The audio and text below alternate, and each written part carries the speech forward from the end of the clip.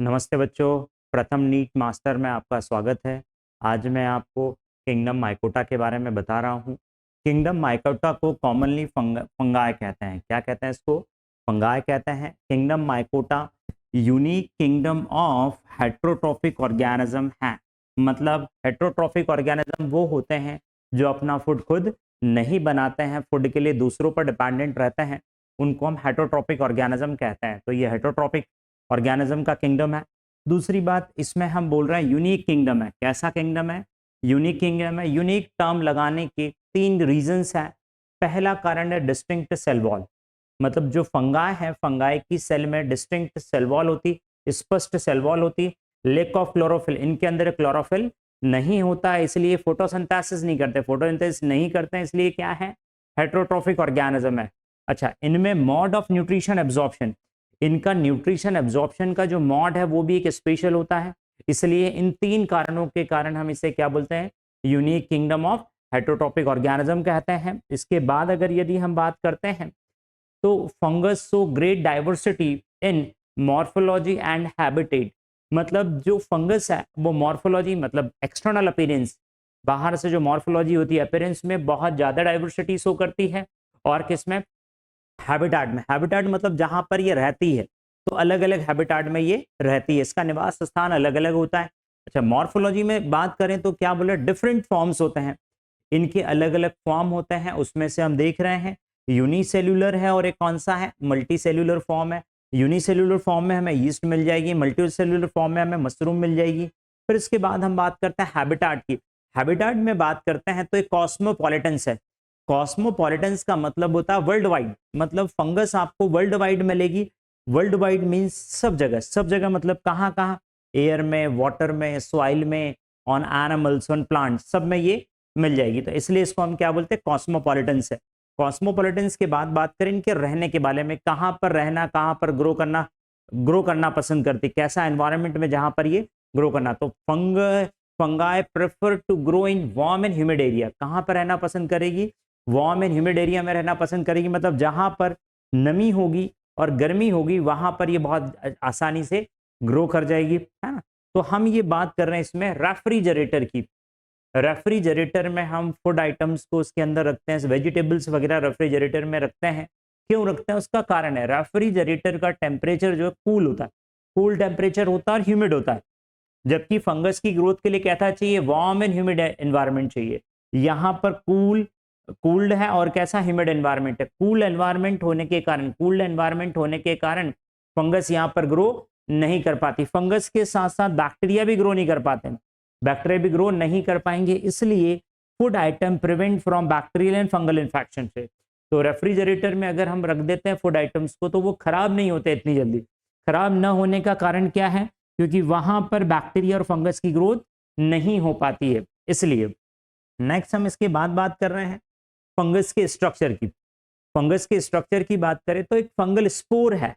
Fungus से fungus spore release होते हैं और ये रिलीज होने के बाद जहां पर इनको वार्म एंड ह्यूमिड एनवायरनमेंट मिलता है, गर्म और नमी वाला एनवायरनमेंट मिलता है, वहां पर ये जर्मिनेट हो जाते हैं। तो यहाँ पर स्पोर गिरा है, वार्म एनवायरनमेंट है और ह्यूमिड एनवायरनमेंट है, स्पोर जर्मिनेट हुआ। जब स्पोर जर्मिनेट हो गया तो स्पोर ने यहाँ पर जर्मिनेट होकर क्या बना दी है? ये लॉन्ग ट्यूब लाइक स्ट्रक्चर बना दिया है। इस स्ट्रक्चर को हमने हाइफी कहा है। क्या बोला? हाइफी। इस हाइफी से ब्रांचें निकलती, एक ब्रांच ये निकली है, एक ब्रांच यहाँ पर है, ये ब्रांच है, ये भी हाइफी है ना। हाइफी हम इसमें सिंगुलर को हाइफा बोलेंगे और प्लूरल को हाइफी बोलेंगे। प्लूरल को क्या कहेंगे? हाइफी कहेंगे। अब हाइफी के बारे में बात करें तो हाइफी क्या है? लॉन्ग है, सिलेंडर। सिलेंडर मीन्स होता पतला, पतला, थिन, जो पतला है उसको। Long cylinder thread like structure. कैसा है? Long cylinder thread like structure है। और ये हाइफी का जो नेटवर्क है, इस पूरे नेटवर्क को हम बोलते हैं माइसेलियम। क्या बोलते हैं? माइसेलियम। तो मैं यहां पर बात करूं network of hyphae is called mycelium. अगर आपसे एनसीईआरटी बेस्ड में सिंपल सा क्वेश्चन पूछते हैं कि फंगस की बॉडी को क्या बोलते हैं, तो फंगस की बॉडी को क्या कहते हैं? माइसेलियम कहते हैं। अच्छा, फंगल बॉडी कैसी होती है? फिलामेंटस होती है। ये फिलामेंटस है, ये सीधा फिलामेंट है, ये भी एक फिलामेंटस है। फिलामेंट। तो ये क्या है? फंगस का स्ट्रक्चर है। फंगस के स्ट्रक्चर के बाद हम बात करते हैं टाइप्स ऑफ हाइफी, या हम टाइप्स ऑफ माइसेलियम बोल सकते हैं। टाइप्स ऑफ माइसेलियम दो प्रकार के होते हैं। एक कुछ फंगस के अंदर एसेप्टेड होता है, सम फंगाई है एसेप्टेड mycelium, most of the fungi है सेप्टेड माइसेलियम। अधिकांश फंगाई में कैसा होता है, सेप्टेड ही माइसेलियम होता है। माइसेलियम में सेप्टा होते हैं या क्रॉस बॉल होती है, क्या होती है, क्रॉस बॉल, या हम बोल सकते हैं इसमें पार्टीशन होता है। क्या होता है, पार्टीशन होता है अधिकांश फंगस के अंदर। और कुछ फंगस एसेप्टेड होती है। एसेप्टेड का एग्जांपल कौन है, फाइकोमाइस्टीज, कौन है, फाइकोमाइस्टीज। और इधर सेप्टेड में कौन है, एस्कोमाइस्टीज, बेसिडियोमाइस्टीज, ड्यूटेरोमाइस्टीज। हमेशा ध्यान रखना जहां भी फंगस की बात करें तो किंगडम जो फंगस है उसको माइकोटा बोलते हैं। क्या हमने बोला था, माइकोटा। माइकोटा में ही एक ये इसको वर्ड निकला है माइको। माइको, माइको फंगस के लिए यूज करते हैं। तो जहां पर भी माइसिटीज टर्म लिखा हो समझ जाओ वो किसकी बात कर रहा है, फंगस के बारे में बात कर रहा है। तो सम हाइफी कैसी होती है, एसेप्टेड, अदर हाइफी कैसी होती है, सेप्टेड, या उनमें क्या मिलेगा, क्रॉस बॉल, या उनके अंदर क्या मिलेगा, पार्टीशन मिलेगा। अच्छा, अदर हाइफी एनसीईआरटी में लिखा है, अगर क्वेश्चन पूछेगा तो वो अदर की जगह मोस्ट ऑफ द हाइफी पूछ लेगा। मोस्ट ऑफ द फंगस का जो माइसेलियम है वो कैसा होता है, सेप्टेड होता है। अब ये माइसेलियम है, ये लॉन्ग ट्यूब लाइक स्ट्रक्चर है। इस ट्यूब लाइक स्ट्रक्चर में ये जो दिख रहा है ये सब न्यूक्लियस है, ये न्यूक्लियस है। तो हमने यहाँ पे लिख दिया मेनी न्यूक्लिया, बहुत सारे न्यूक्लियस है, मेनी न्यूक्लिया। इसके लिए हम कौन सा टर्म यूज करेंगे, मल्टी न्यूक्लिएटेड कंडीशन। और जो मल्टी न्यूक्लिएटेड कंडीशन है इसको हम बोलते हैं सिनोसाइटिक। क्या शब्द यूज किया इसके लिए, सिनोसाइटिक। तो ये कैसी हाइफी है, सिनोसाइटिक हाइफी। इसमें बीच में कहीं पर भी पार्टीशन नहीं है, लिखा हुआ नो सेप्टा। किसके अंदर मिलेगा, फाइकोमाइस्टीज के अंदर मिलेगा। इधर हम बात करते हैं अदर हाइफी। अदर हाइफी या मोस्ट ऑफ द फंगस की हाइफी कैसी है, सेप्टेड है, क्रॉस बॉल है, या उसके अंदर पार्टीशन है। पार्टीशन यहां पर देख लेते हैं, ये पार्टीशन बने हुए हैं, ये पार्टीशन है, बीच में न्यूक्लियस और यहाँ पर साइटोप्लाज्म मिलेगा। तो ये ऐसा है, इसमें पार्टीशन नहीं है। अच्छा, ये सेप्टा है। तो यहां पर बात करें तो ये क्या है, एस्कोमाइस्टीज, बेसिडियोमाइस्टीज, ड्यूटेरोमाइस्टीज। किस किस के अंदर मिलेगा, एस्कोमाइस्टीज, बेसिडियोमाइस्टीज, ड्यूटेरोमाइस्टीज। चीजें क्लियर है ना। तो इधर किस में मिलेगा, फाइकोमाइस्टीज में, और इधर इन तीनों में मिलेगा। फिर नेक्स्ट इसके बाद हम बात करते हैं न्यूट्रिशन। तो हमने पहले ही पढ़ा है ये हेट्रोट्रॉफिक है। कैसा है, हेट्रोट्रॉफिक है। तो हम ये बोले मोस्ट ऑफ द फंगाई कैसी होगी, हेट्रोट्रॉफिक होगी। हेट्रोट्रॉफिक में अगर न्यूट्रिशन की बात करें तो कितने टाइप है, 3 टाइप है, सेप्रोफाइटिक, पैरासिटिक और सिम्बायोटिक। क्या क्या है, सेप्रोफाइटिक, पैरासिटिक, सिम्बायोटिक। सेप्रोफाइटिक की बात करें तो सेप्रो मतलब होता है डेड। सेप्रो मतलब क्या होता है, डेड। जो भी डेड डिकेइंग मैटर को खाता है सेप्रोफाइटिक बोलते हैं। तो ये सेप्रोफाइटिक डेड डिकेइंग मैटर को खाएगी। दूसरा पैरासिटिक, दूसरे के ऊपर अदर पर डिपेंडेंट रहेगी, पैरासाइट के फॉर्म में रहेगी। और सिम्बायोटिक, सेप्रोफाइटिक में अगर हम यहां पर बात करते हैं तो fungi release digestive enzyme. Fungi क्या रिलीज करती है, डाइजेस्टिव एंजाइम। सिंपल सा मैं एक आपको एग्जांपल दे रहा हूं। चपाती है, ये रोटी है, चपाती है। इस चपाती के ऊपर हमने चपाती, बारिश का मौसम है, चपाती रखी हुई है, चपाती रख दी है, ऐसी रखी हुई है।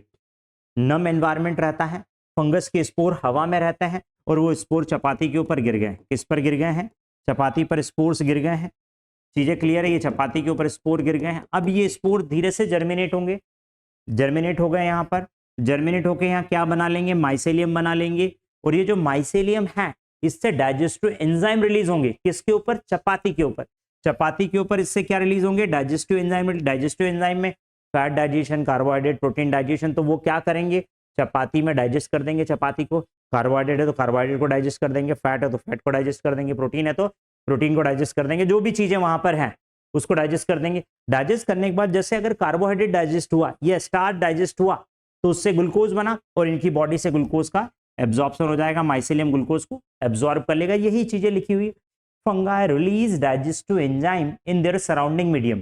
फंगाई क्या करी, अपने सराउंडिंग मीडियम में डाइजेस्टिव एंजाइम रिलीज करे to convert complex organic molecule to simple soluble organic matter. मतलब ये कॉम्प्लेक्स को, कार्बोहाइड्रेट को तोड़ रही है, स्टार्च को तोड़ रही है, सिंपल फॉर्म में, सिंपल लाइक ग्लूकोज में तोड़ रही है, और देन उसको क्या कर रही है, एब्जॉर्ब कर रही है ना। तो ये उसको क्या कर लेती, एब्जॉर्ब कर ली। ये स्पेशल मॉड है इसके न्यूट्रिशन का, न्यूट्रिशन एब्जॉर्प्शन का, है ना। तो ये मोस्ट ऑफ द फंगाई में ऐसा ही होता है। मोस्ट ऑफ द फंगाई कैसी होती है, सेप्रोफाइटिक होती है, और वो ऐसे करती है। सेकेंड थिंग, इसमें अगर हम बात करते हैं पैरासिटिक, किसी फंगाई की बात करें, पैरासिटिक फंगाई जो दूसरे के ऊपर डिपेंडेंट रहती है, तो depend on living plant and animal, जो लिविंग प्लांट और एनिमल पर डिपेंडेंट रहेगी। थर्ड इसमें बात करते हैं कैसी है, सिम्बायोटिक है। कैसी है, सिम्बायोटिक। देखिए सिम मतलब साथ साथ रहना, दो लोग या दो स्पीसीज है या दो ऑर्गेनिज्म है जो साथ साथ रहते हैं, एक दूसरे के साथ रहेंगे, उसके लिए हम सिम्बायोटिक टर्म यूज करेंगे। सिम्बायोटिक में आता है लाइकेन। लाइकेन किस किस का ज्वाइंट वेंचर है, फंगस का और एल्गी का।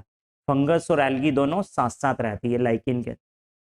सेकेंड एग्जाम्पल है माइकोराइजा, इसके नाम में लिखा, हमने पहले ही पढ़ा था, माइको टर्म फंगस के लिए यूज करते हैं, तो माइको राइजा, राइजा मीन्स होता है रूट, तो इसमें तोड़ दिया हमने, root of higher plant, higher plant की रूट है, उनके साथ में कौन रहता है, फंगस रहती है। दोनों सिम्बायोटिक एसोसिएशन में दोनों साथ साथ रहते हैं। इसके एग्जांपल्स में अगर बात करें सिम्बायोटिक में, some fungi are symbiotic. Some fungi कैसी होती है, सिम्बायोटिक होती है। तो न्यूट्रिशन की बात करें, हेट्रोट्रॉफिक है, 3 टाइप है, सेप्रोफाइटिक, पैरासिटिक, सिम्बायोटिक। अब इसके एग्जांपल्स में NCERT based, most of the fungi कैसी होगी, सेप्रोफाइटिक, और सम फंगाई कैसी होगी, सिम्बायोटिक। नेक्स्ट बात करते हैं रिप्रोडक्शन, किसकी बात करें, रिप्रोडक्शन। तो फंगस में 3 टाइप का रिप्रोडक्शन है। First one is vegetative, second asexual reproduction, third is sexual reproduction. तीनों टाइप का रिप्रोडक्शन है। वेजिटेटिव रिप्रोडक्शन में फिजन है, फ्रेगमेंटेशन है, बडिंग है। कितना टाइप है, 3 हो गया। पहला फिजन, फ्रेगमेंटेशन, बडिंग। एसेक्सुअल में स्पोरेंजियोस्पोर है और कोनिडिया है। सेक्सुअल रिप्रोडक्शन में oospore, एस्कोस्पोर, बेसिडियोस्पोर। तो तीनों टाइप का रिप्रोडक्शन इसके अंदर है। रिप्रोडक्शन के बाद नेक्स्ट हम बात करते हैं वेजिटेटिव रिप्रोडक्शन। वेजिटेटिव रिप्रोडक्शन किसको बोलते हैं, vegetative reproduction is a type of asexual reproduction. किसका टाइप है ये, एसेक्सुअल रिप्रोडक्शन का ही टाइप है, लेकिन थोड़ा सा डिफरेंस है। Where new individual are produce without production of spores. Vegetative reproduction में स्पोर्स का प्रोडक्शन नहीं होता है, मतलब a type of asexual reproduction है, एसेक्सुअल रिप्रोडक्शन का ही टाइप है, लेकिन इसके अंदर स्पोर फॉर्मेशन नहीं होगा, इसलिए इसके लिए हमने टर्म यूज कर दिया vegetative reproduction. Vegetative reproduction 3 type हमने देखे, तो इसमें फर्स्ट वन इज देख रहे हैं, फर्स्ट कौन सा है, फिजन। फिजन का मतलब होता है फिशर, फिशर मतलब कहीं पर दरार बनना। तो ये देख लेते हैं, मदर सेल है, मदर सेल में बीच में ये दरार बनी है, ये दरार बन रही है, इधर भी ये दरार है ना, और ये न्यूक्लियस है, न्यूक्लियस में जेनेटिक मटेरियल है, जेनेटिक मटेरियल 2 भागों में डिवाइड हो गया, डिवाइड होने के बाद ये दरार अंदर हो गई है, बीच तक यहाँ तक आ गई है, यहाँ तक आने के बाद दोनों डॉटर सेल सेपरेट हो गई, ये फिजन हो गया। फिजन किसके अंदर मिलेगा, इसका एग्जाम्पल है यीस्ट। किसके अंदर, यीस्ट के अंदर फिशर बन गया था और इससे यीस्ट के अंदर आ गया। Second one is budding, budding में बड निकलना, यीस्ट है, यीस्ट छोटी सी बड निकली है, इस बड के अंदर क्या चला गया है, डीएनए, न्यूक्लियस है, न्यूक्लियस का पार्ट इसके अंदर चला गया, सेपरेट हो गए, यहाँ से सेपरेट हो गए, बड और बड़ी हो गई, बड बड़ी होने के बाद बड सेपरेट हो गई और ये डॉटर सेल बन गई, डॉटर बन गई, और ये क्या है, पेरेंट है। ये भी यीस्ट के अंदर होता है ना। यीस्ट का जो साइंटिफिक नेम है सेकेरोमाइसिस सेरेवेसाई, क्या नाम है, सेकेरोमाइसिस सेरेवेसाई। आपको मैंने पहले ही बता दिया यीस्ट यूनिसेलुलर होती है, तो ये यूनिसेल है, सिंगल सेल है, यहाँ पर भी सिंगल सेल है। फिर इसके बाद हम बात करते हैं फ्रेगमेंटेशन। फ्रेगमेंटेशन की बात करें तो इसमें लिखा हुआ फ्रेगमेंट, फ्रेगमेंट मतलब खंड होना, जो फ्रेगमेंट का मतलब क्या होता है, खंड होना, खंड खंड होना, खंड खंड होना मतलब क्या, ये माइसेलियम है, फंगस का माइसेलियम है, और फंगस के माइसेलियम को तोड़ दिया, ये कट गया है, काट दो माइसेलियम को, कट कर दो, जितने इसके पार्ट्स हो जाएंगे उतनी नई फंगस, उतने नए फिलामेंट बन जाएंगे। किसके अंदर मिलता है हमें, बेसिडियोमाइस्टीस के अंदर। किसके अंदर है, बेसिडियोमाइस्टीस के अंदर। तो ये वेजिटेटिव रिप्रोडक्शन हो गया। वेजिटेटिव रिप्रोडक्शन के बाद बात करते हैं asexual reproduction. Asexual reproduction takes place by different type of spore formation. इसमें अलग अलग प्रकार के स्पोर बनते हैं, इसमें 2 टाइप के स्पोर, एक स्पोरेंजियोस्पोर है और एक कोनिडिया। तो फर्स्ट हम देख रहे हैं स्पोरेंजियोस्पोर, स्पोरेंजियोस्पोर के थ्रू देख रहे हैं। तो सबसे पहले ये फंगस का माइसेलियम है, फंगस के इस माइसेलियम में अगर हम बात करते हैं यहाँ पर, तो ये माइसेलियम है, माइसेलियम से आउटग्रोथ निकलती है, इस आउटग्रोथ को बोलेंगे स्पोरेंजियोफोर। ये जो आउटग्रोथ निकली, इस पूरा स्ट्रक्चर, इस पूरे स्ट्रक्चर को हमने क्या बोल दिया, स्पोरेंजियोफोर। इस स्पोरेंजियोफोर में ये जो है, इसको हमने क्या बोल दिया, स्पोरेंजियम, और स्पोरेंजियम के अंदर स्पोर्स है, स्पोरेंजियम के अंदर क्या है, स्पोर्स है। अब ये स्पोरेंजियम बस्ट होगा, यहाँ से फट जाएगा, स्पोरेंजियम फटेगा तो यहाँ से स्पोरेंजियोस्पोर रिलीज होंगे, स्पोरेंजियोस्पोर रिलीज हो गए। स्पोरेंजियोस्पोर रिलीज होने के बाद डिस्पर्स होंगे, फैल जाएंगे हवा में, और जहां पर भी इनको वार्म एंड ह्यूमिड प्लेसेस मिलेगी वहां पर ये जर्मिनेट हो जाएंगे और एक नई फंगस का फॉर्मेशन कर देंगे। स्पोरेंजियोस्पोर की बात करें, उसके टाइप्स देखते हैं तो स्पोरेंजियोस्पोर्स के इतने टाइप्स हैं, दो टाइप है। पहला है जूस्पोर, उसके नाम में लिखा जू मीन्स एनिमल। एनिमल कैसे होते हैं? मोटाइल होते हैं। तो यहाँ जो स्पोर की बात करें, ये जू स्पोर है, उनके अंदर फ्लैजेला होता है, फ्लैजेला के थ्रू क्या होता है? मोटाइल होता है, फ्लैजिलेटेड और कैसे है? मोटाइल है। दूसरा हम बात करें अप्लानोस्पोर। अप्लानोस्पोर कैसे होता है? ए मतलब एब्सेंट होता है। क्या फ्लैजेला इनके अंदर एब्सेंट होगा? फ्लैजेला एब्सेंट है, नॉन फ्लैजिलेटेड है, नॉन मोटाइल होंगे। किसके अंदर मिलेंगे? राइजोपस और म्यूकस के अंदर। किसके अंदर मिलेगा? राइजोपस और म्यूकस के अंदर मिलेगा। नेक्स्ट इसके अंदर हम बात कर रहे हैं कोनिडिया। ए सेक्सुअल रिप्रोडक्शन का टाइप क्या है? कोनिडिया है। कोनिडिया में भी ऐसा ही है, माइसेलियम है, माइसेलियम से आउटग्रोथ निकली है। इस पूरे स्ट्रक्चर को हमने क्या बोल दिया? कोनिडियोफोर। ये जो कोनिडियोफोर है, कोनिडियोफोर से कोनिडिया रिलीज होंगे। ये कोनिडिया रिलीज हो रहे हैं हवा में। हवा में रिलीज होने के बाद में इनको जहां पर भी वार्म एंड ह्यूमिड प्लेसेस मिलेगी वहां ये जर्मिनेट हो जाएंगे और माइसेलियम बना देंगे। माइसेलियम मतलब एक नई फंगस बन जाएंगे। जितने कोनिडिया है, और ये कोनिडिया एक दो नहीं, हजारों में बनते हैं, लाखों में बनते हैं कोनिडिया। तो जितने कोनिडिया है उतनी नई फंगस बना देंगे। तो ये हमें मिलता है। और अच्छा, सबसे इंपॉर्टेंट चीज है जो एनसीईआरटी में दी हुई है, कोनिडियो का फॉर्मेशन कैसा होता है? एक्सोजेनस, मतलब ये बॉडी में बाहर बनते हैं। लेकिन अगर हम यहीं पर बात करते हैं स्पोरेंजियोस्पोर्स की, तो ये बॉडी में अंदर बनते हैं। एंडोजेनस फॉर्मेशन, ये एनसीईआरटी का पॉइंट है, तो इसमें आप क्या लिख दोगे? स्पोरेंजियोस्पोर का कैसा होता है? Endogenous formation. एंडोजेनस फॉर्मेशन होता है इनका। स्पोरेंजियोस्पोर एंडोजेनस फॉर्मेशन होता है और कोनिडियोस्पोर का एक्सोजेनस फॉर्मेशन होता है। चीजें क्लियर है? नेक्स्ट इसके बाद हम देख रहे हैं सेक्सुअल रिप्रोडक्शन। सेक्सुअल रिप्रोडक्शन की बात करें तो फंगस के अंदर सेक्सुअल रिप्रोडक्शन 3 स्टेप्स में कंप्लीट होता है। कितने स्टेप्स हैं? 3 स्टेप्स में कंप्लीट होगा। पहला अगर इसके अंदर बात करें तो फर्स्ट क्या है? Plasmogamy, then karyogamy, then meiosis. क्या क्या है? प्लाज्मोगैमी, कैरियोगैमी और क्या है? मियोसिस है। अब यहां पर हम तीनों को देख लेते हैं। ये फंगस है, एक फंगस ये है और एक फंगस ये है, दोनों की बॉडी है। बॉडी को हमने बोला माइसेलियम है। इस बॉडी से हमने गैमेट्स बने, एक कौन सा गैमेट है? इधर वाला और एक इधर वाला। अब हम ये नहीं बोल रहे कौन सा मेल है कौन सा फीमेल है, बस गैमेट्स है। ये गैमेट मोटाइल भी हो सकते हैं और नॉन मोटाइल भी हो सकते हैं। मोटाइल भी हो सकते हैं, नॉन मोटाइल भी हो सकते हैं। जब ये दोनों गैमेट पास पास आएंगे और दोनों जब मिलेंगे, तो जब दोनों मिलेंगे तो उनका साइटोप्लाज्म मिलेगा, प्रोटोप्लाज्म मिलेगा। प्रोटोप्लाज्म के मिलने को हमने बोलिए प्लाज्मोगैमी। तो फर्स्ट आ गया है fusion of protoplasm of 2 cell. 2 cell के प्रोटोप्लाज्म के फ्यूजन को हम क्या बोलते हैं? प्लाज्मोगैमी। क्या बोल दिया? प्लाज्मोगैमी। प्लाज्मोगैमी अभी न्यूक्लियस नहीं मिला है, इसलिए हमने यहां पर लिखा N+N। क्या लिखा है? N+N, N, और इसको हमने क्या बोला? डायकैरियन। कैरियो मीन्स होता है न्यूक्लियस। न्यूक्लियस के लिए शब्द यूज करते हैं कैरियन। क्या करते हैं? कैरियन टर्म यूज करते हैं। क्या टर्म यूज करते हैं उसके लिए? कैरियन टर्म यूज करते हैं। चीजें क्लियर है? चीजें क्लियर है? तो यहां पर हो गया डायकैरियन है।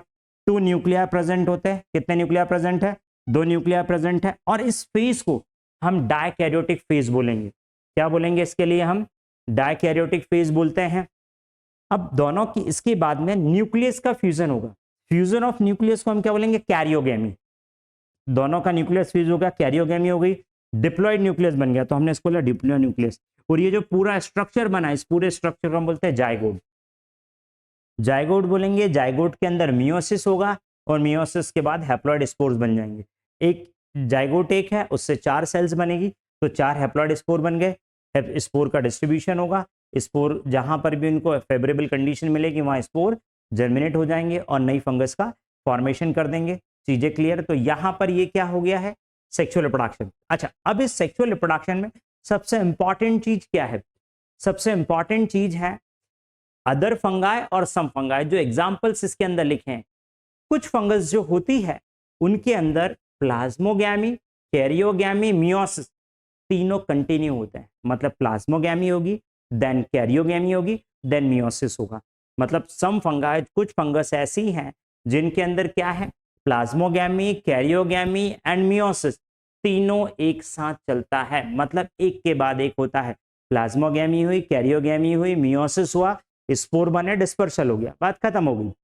लेकिन अदर फंगाई की बात करें, अदर फंगाई की अगर बात करते हैं तो उनके अंदर अदर फंगाई में कौन कौन है, कौन कौन है, एस्कोमाइस्टीज है और बेसिडियोमाइस्टीज है। कौन सा है, एस्कोमाइस्टीज है, बेसिडियोमाइस्टीज है।